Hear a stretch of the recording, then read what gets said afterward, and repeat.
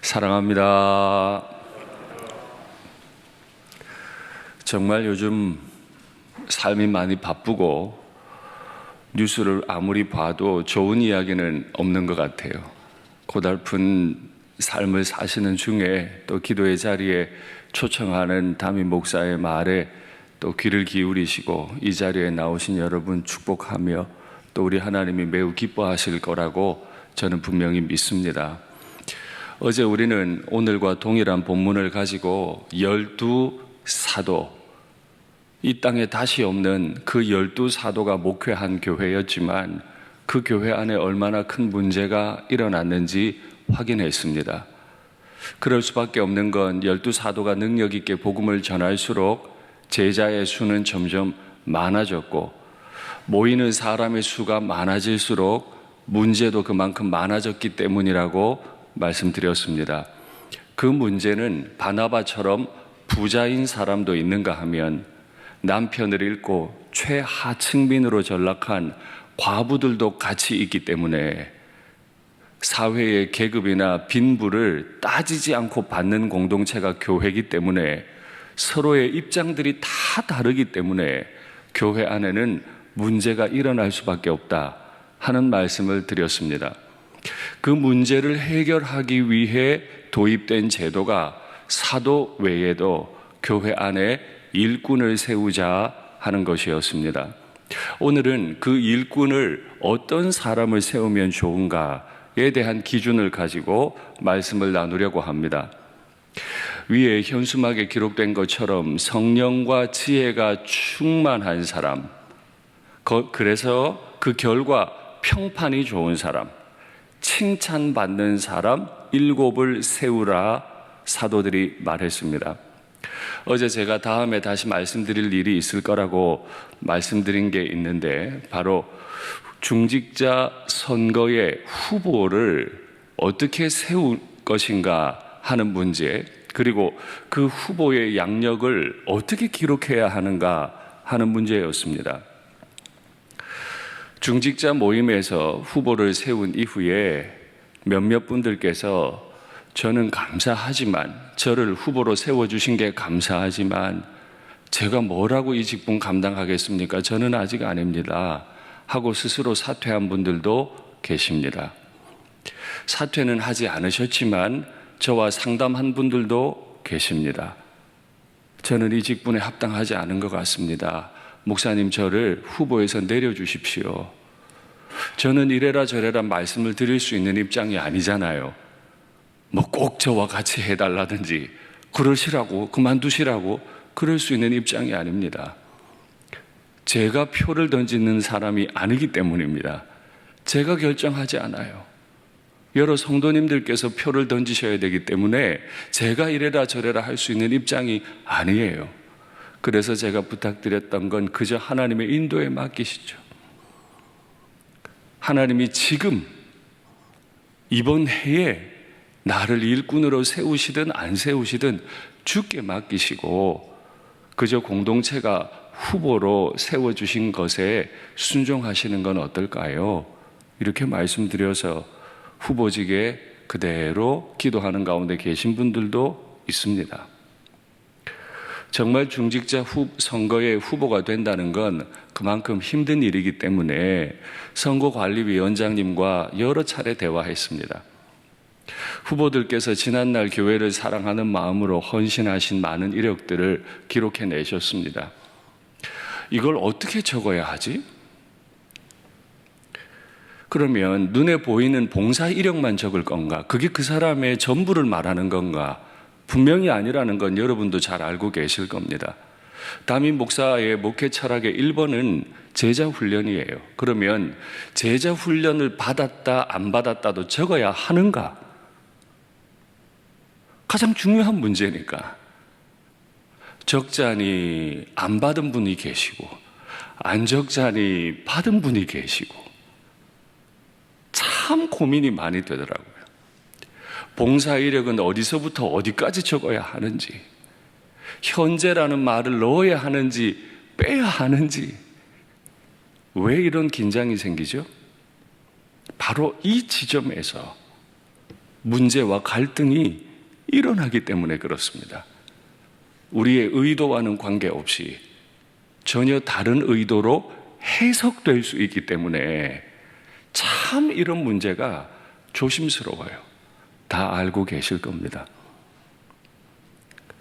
조금 더 냉정하게 우리를 살펴보면 우리는 교회의 일꾼을 세우는데 그 기준 하나마저도 선명하게 세우기가 참 어렵다 하는 한계를 가지고 있어요. 이번에 선거관리위원장님 수고 너무 많으셨어요. 우리 당회 장로님들이 이 문제를 가지고 얼마나 고심하셨는지 몰라요. 어떻게 해야 가장 평안할 수 있는가?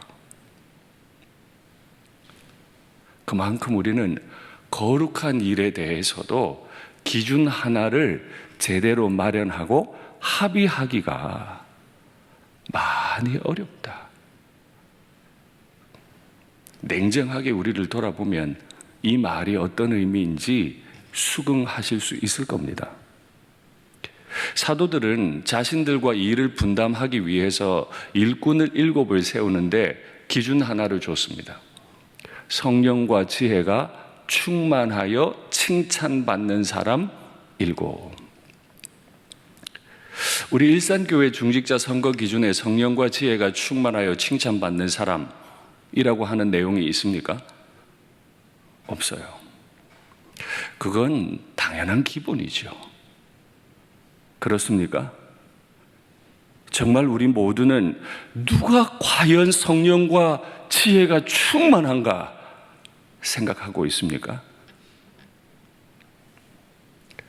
후보로 세워지는 분들은 본인들이 하겠다고 나선 분들이 아니시잖아요.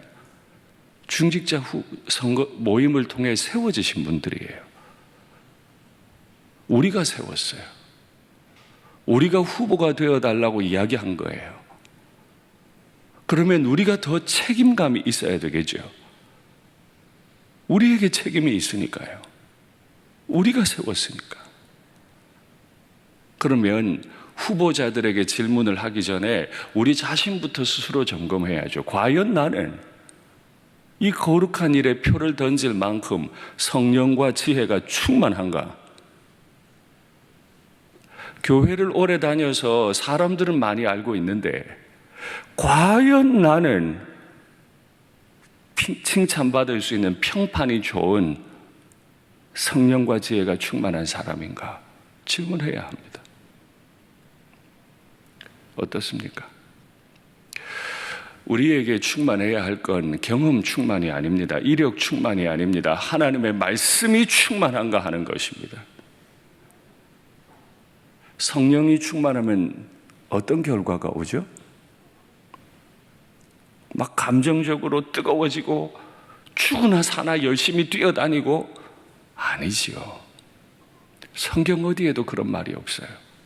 성령이 충만하면 복종하게 되어 있습니다. 에베소서 5장과 6장에 나오는 말이죠. 당시의 모든 관습을 다 뛰어넘어서 절대 복종할 수 없는 사람에게까지 피차 복종하는 관계로 바뀌어요. 그럼 우리는 이렇게 질문해야 해요. 과연 나는 직분 받은 이후에 복종 잘하는 사람이 됐는가? 과연 저 사람은 직분 받은 이후에 복종을 잘 할 사람인가? 그래서 에베소서 5장에서 성령으로 충만되라 라고 명령한 이후에 남편과 아내에게 처음 주는 명령이 피차 복종하라예요. 아비는 아들을 노엽게 하면 안 돼요. 거룩한 일 가지고 필요한 일 가지고 초달을 하다가 아들을 노엽게 만들겠죠.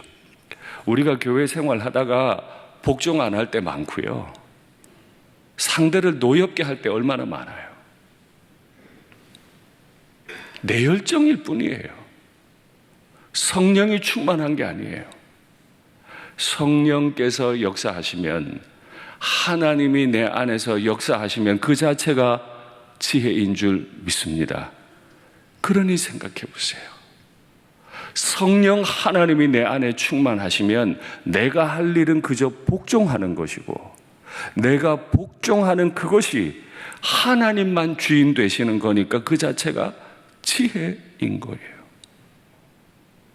그래서 성령과 지혜가 충만한 사람이 교회 안에 칭찬받게 돼 있죠. 그래서 제가 설교 처음 시작하면서부터 말한 겁니다. 오늘 이 설교는 후보자들에 대한 설교이기 이전에 후보에게 투표해야 할 우리 자신에 대한 이야기임을 분명히 기억하셔야 돼요. 과연 나는 투표할 준비가 된 사람인가? 너무도 당연하게 난 이 사람, 난 저 사람 아니고, 과연 나 자신은 누군가 이 사람이 성령과 지혜가 충만합니다, 이 사람은 진짜 칭찬받을 만한 사람입니다 라고 내 판단 기준은 반듯한가?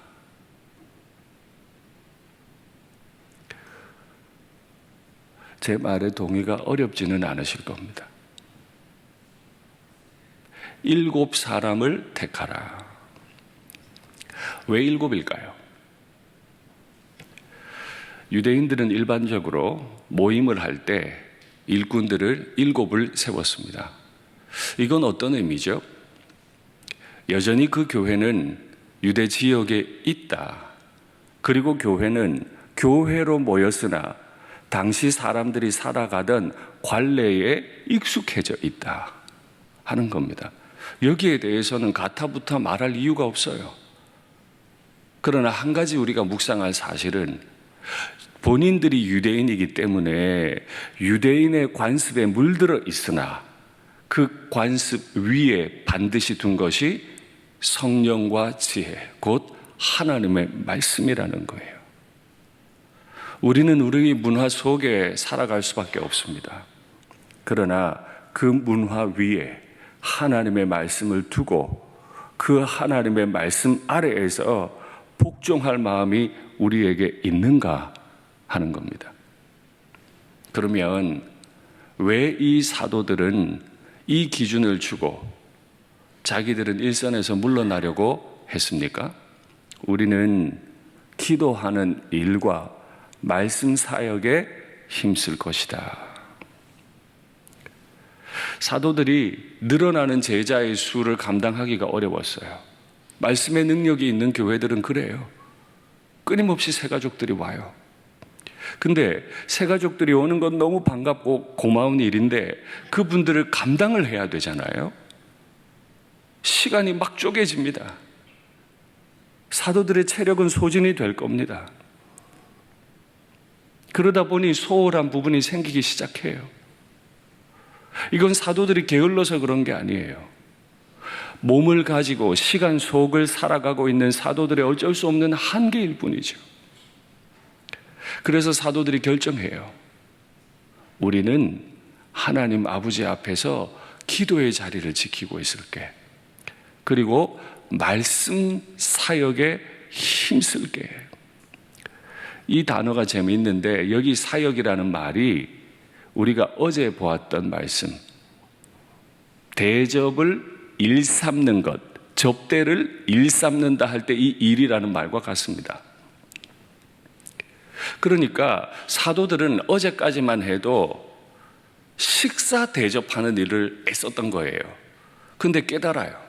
문제가 딱 생기는 순간 깨달아요. 아, 이렇게 하면 안 되는 거구나. 이제 나는 식사를 대접하는 사람이 아니라 말씀을 대접하는 사람이 되어야 되겠구나. 교회의 목회자들은 식사 대접하는 사람이 아닙니다. 끊임없이 말씀을 연구해서 하나님의 말씀을 가지고 대접하는 사람인 거죠. 이 일에 있어 교회는 지극히 협력을 하셔야 돼요. 그것이 전부니까요. 그 말씀이 맨 위에 서고 그 말씀 아래에 모두가 복종해야 하기 때문에 목회자들이 말씀을 연구하고 말씀을 마음껏 선포할 수 있는 환경들을 만들어 주셔야 하는 거예요. 바로 그것 때문에 사도들을 통해 일꾼이 세워졌기 때문에 그렇습니다. 말씀을 대접하는 일을 하기 위해 다른 일들을 다른 이들에게 맡겼죠. 자, 여기서 이해를 잘 하셔야 됩니다. 간혹 오해를 하시는데 사도들은 이제 일을 맡겼으니까 절대 거기에 손대면 안 되나요? 그게 법인가요? 절대 식사 대접하는 자리에 가서 식사 대접하는 걸 일하면 안 되는 건가요? 말씀 사역과 식사 대접은 전혀 별개인가요? 아니라는 거예요. 그런데 오해들을 해요. 목사님은 말씀만 전하시고 이 일은 우리가 할 겁니다. 그래서 결국에는 말씀에 다스림 받지 않은 사역이 만들어지기 시작합니다. 다른 말로 말씀 사역자들에게 다스림 받지 않는 교회 일꾼들이 나오기 시작해요. 좀 더 나가서 말씀에 복종하지 않은 채로 내가 꿈꾸었던 내가 하고 싶은 일들을 계획하고 진행해요. 지금 그런 모습 아니에요. 사도들이 다 했어요. 말씀을 가지고 모든 걸 진행해 왔어요. 늘어나는 수를 감당할 수 없어서 위임한 것뿐이에요. 그런데 마치 절대 손대면 안 되는 것처럼 오해들을 해요. 이 영역은 내 영역이고 목사님 영역 아니라는 거예요. 이 부분에 있어서는 제가 다른 날 좀 더 깊이 이야기할 겁니다. 오해하시면 안 됩니다. 그렇게 사도들이 자신들이 이 만들어진 문제를 기회로, 부흥의 기회로 바꾸어가는 전략을 딱 설명하자 모든 제자들이 다 기뻐했습니다.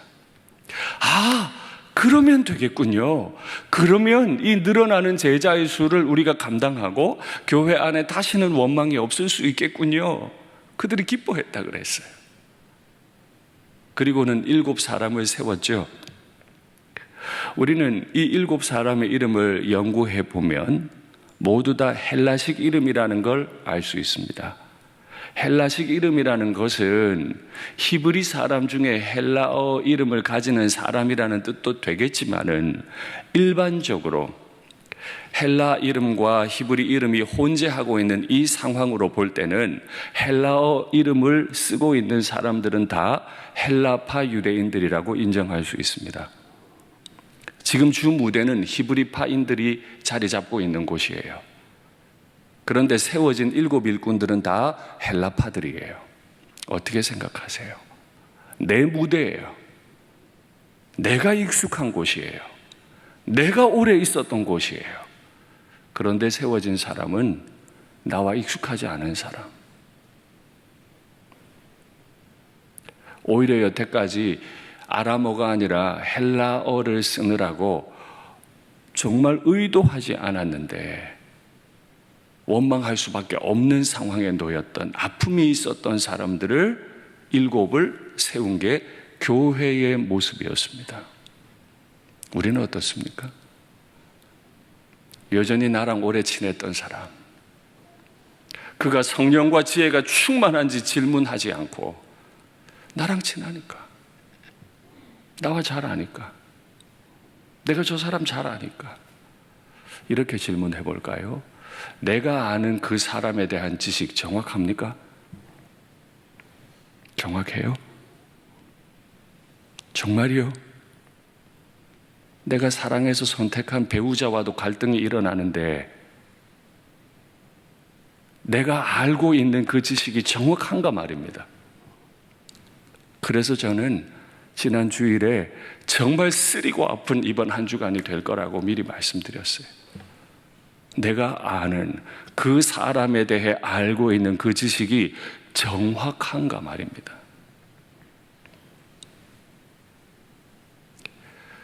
사도들이 다 히브리파 사람들이에요. 세워진 일꾼들은 헬라파 사람들이에요. 이것이 성령께 복종하는 교회의 모습인 것이요.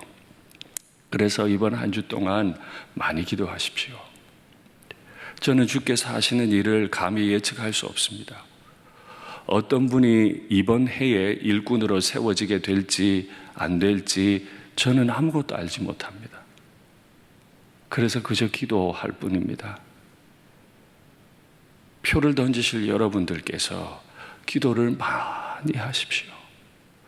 과연 이 사람은 성령과 지혜가 충만해서 성령께 다스림 받고 복종하는 사람인가? 과연 그는 정말 아름다운 칭찬을 받고 있는 사람인가? 과연 그는 담임 목사와 함께 목회 철학을 이루어가고 이 교회를 세워갈 수 있는 사람인가? 그것에 대해 질문하십시오. 이 일을 감당함에 있어 실패하는 일들이 일어날 수 있는데 바로 압살롬이라는 사람에 관한 이야기를 하려 합니다. 이 압살롬은 다윗에 의해 세워졌던 다윗의 왕자였습니다. 그러나 그는 왕자다운 행동을 하지 못했습니다. 압살롬이 어떻게 행동했는지 한번 확인하시죠.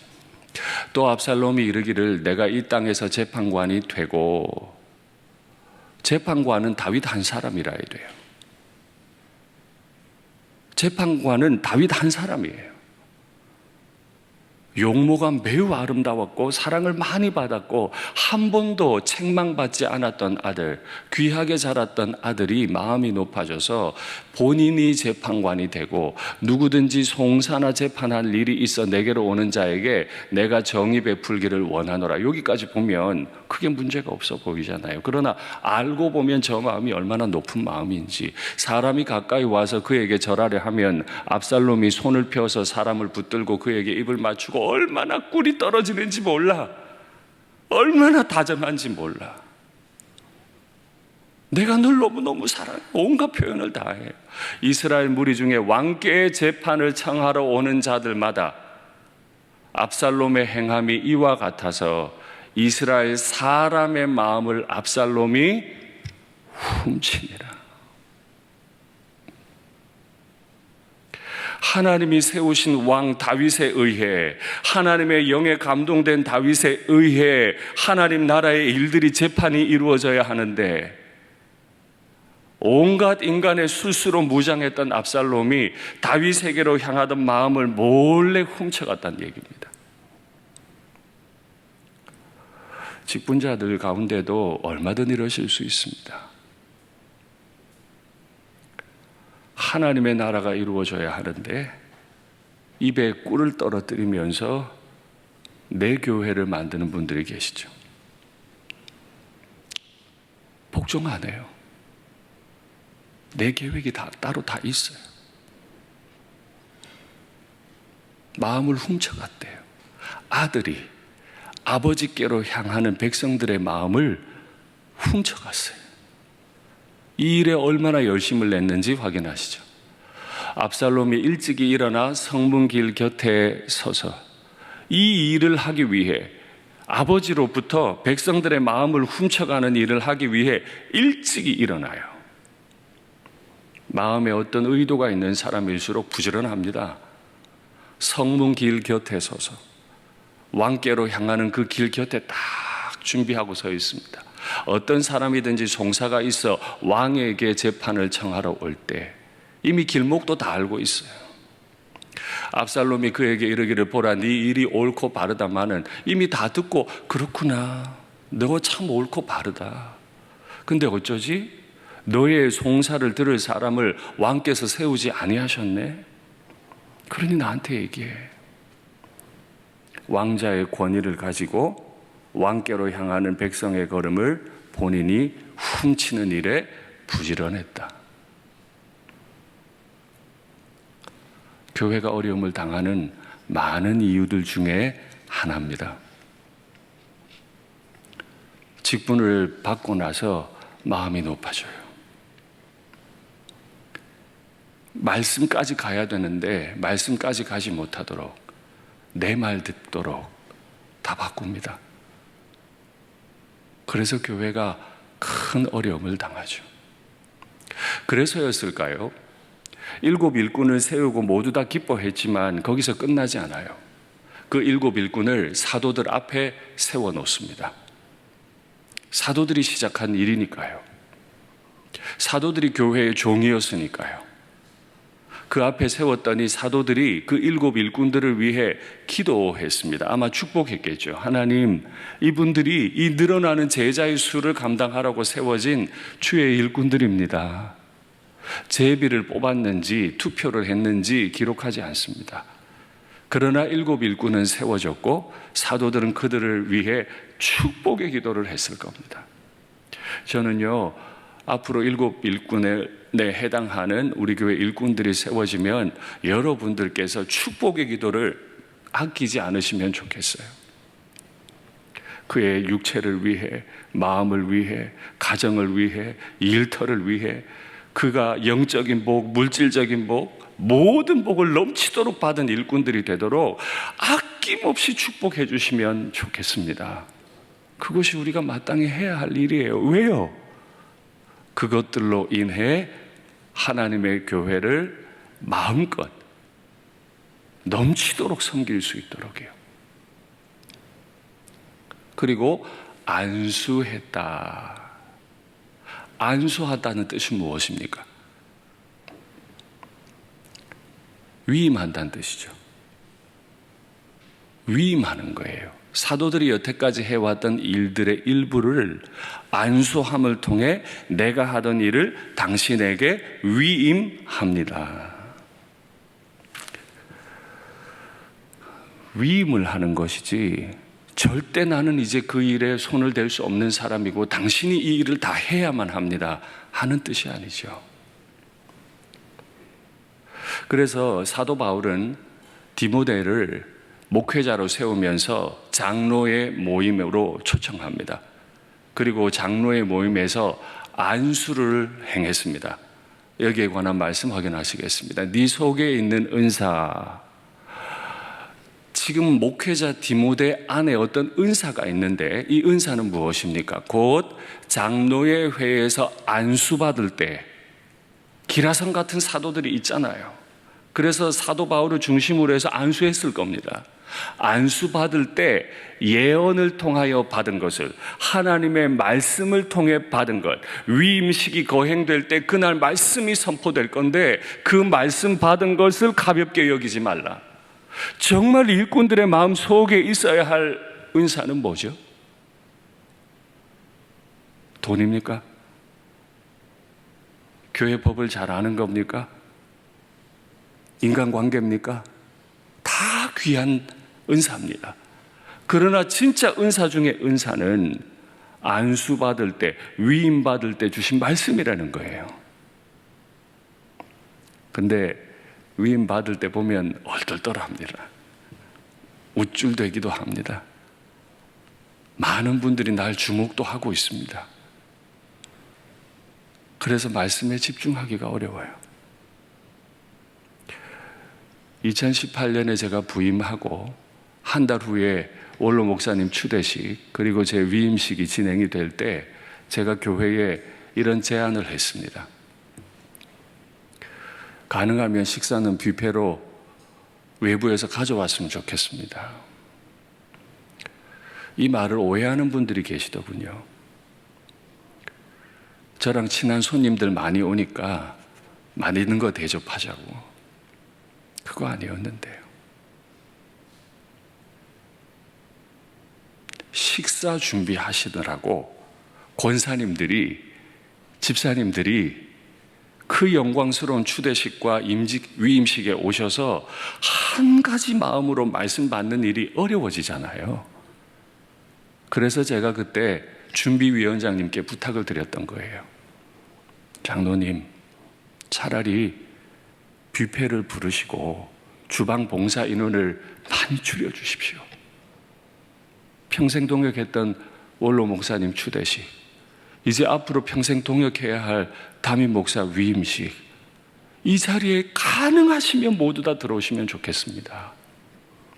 한 가지 말씀 받기 원합니다. 그게 저의 부탁이었습니다. 그래서 위임식이 진행될 때, 임직식이 진행될 때 보면 조금 교회들마다 방식이 다른데요. 어떤 교회는 그날 행사에 참여하신 노회 어른들이 한 분 한 분 손을 얹으시고 안수하는 교회가 있는가 하면, 어떤 교회는 담임 목사 혼자서 모든 직분자들에게 일일이 안수를 합니다. 그래서 그 안수식이 수십 분이 걸리기도 해요. 그만큼 안수는 권위 있는 행동이죠. 내가 너를 믿고 이 일을 위임한다. 그건 무슨 뜻이에요? 나의 마음으로 일해달라는 뜻이죠. 그런데 위임받은 이후에 위임 안수를 한 사람의 마음이 아니라 본인의 마음대로 교회를 이끌어갑니다. 그럼 내가 의도했든 의도하지 않든 압살롬의 길로 가게 되는 거죠. 그래서 교회 안에 직분을 받는다고 하는 건 사회에서 전권을 위임받는 것과는 전혀 달라요. 사회 목표는 오로지 매출을 올리면 되는 겁니다. 그러면 잘했다 하고 보너스도 줄 거고 진급도 시켜줄 겁니다. 그러나 교회는 그렇지 않아요. 그가 누구든 반드시 말씀의 권위 아래 있고 그 말씀에 복종하는 질서를 가지는 거죠. 문제가 생겼을 때 사도들은 그 문제를 기회로 바꾸기 위해 성령과 지혜가 충만하여 칭찬받는 사람 7을 세움으로 아름다운 결과가 왔습니다. 하나님의 말씀이 점점 왕성하여, 말씀이 왕성해지는 바람에 문제가 생겼는데, 말씀 사역자들이 말씀에 전념할 수 있는 환경을 만들어주고 그들을 통해 위임받은 분들이 그 말씀의 정신을 그대로 이어받아 바쳐주니까 말씀은 점점 왕성해져 갔어요. 제자의 수는 더 심히 많아지니라. 허다한 제사장의 무리도 이 도에 복종하니라. 이 동사 앞에 들어가 있는 수식어들 한번 보세요. 또 놀라운 건 이 동사들이 어려운 말입니다만은 헬라어에는 미완료라는 표현이 있습니다. 끊임없이 이 일이 반복되고 있다는 뜻이에요. 사도들이 일합니다. 동역자들이 말씀에 복종하면서 떠받쳐 드리면서 끊임없이 그 일을 감당해 나간 결과가 말씀이 점점 더 힘을 얻어갑니다. 그랬더니 우리가 계획하지 않았는데 어떤 대단한 행사를 안 했는데 제자의 수가 막 늘어나요. 그 제자의 수 안에 산헤드린의 권위를 가졌던 제사장의 무리까지도 자신의 권리와 권위를 다 던져버리고 예수님 제자 되기로 헌신했다. 여기는 어떤 테크닉도 없었어요. 오직 말씀 아래 자신을 가두고 말씀을 연구하고 말씀을 선포하고 그 도에 복종하고 교회 모든 일의 질서를 반듯하게 세웠던 바로 그들로 인해 정말 아름다운 결과가 왔는데, 이 결과가 우리 일산교회의 결과와 같기를 간절히 바랍니다. 말씀을 맺겠습니다. 문제를 기회로 만드는 교회가 있는가 하면 기회를 문제로 만드는 교회도 있어요. 내가 직분 받음으로 인해 교회가 왕성해질 수 있는가 하면, 내가 직분 받음으로 인해 교회가 크게 흔들리고 아플 수도 있어요. 과연 나는 성령과 지혜가 충만합니까? 내 지혜가 충만합니까? 과연 나는 교우들께 칭찬받는 사람입니까? 나를 아는 몇몇 무리들에게만 칭찬받는 사람입니까? 그리고 과연 나는 누군가를 주의 일꾼으로 세울 수 있는, 표를 던질 수 있는 영적인 분별력이 있는 사람입니까?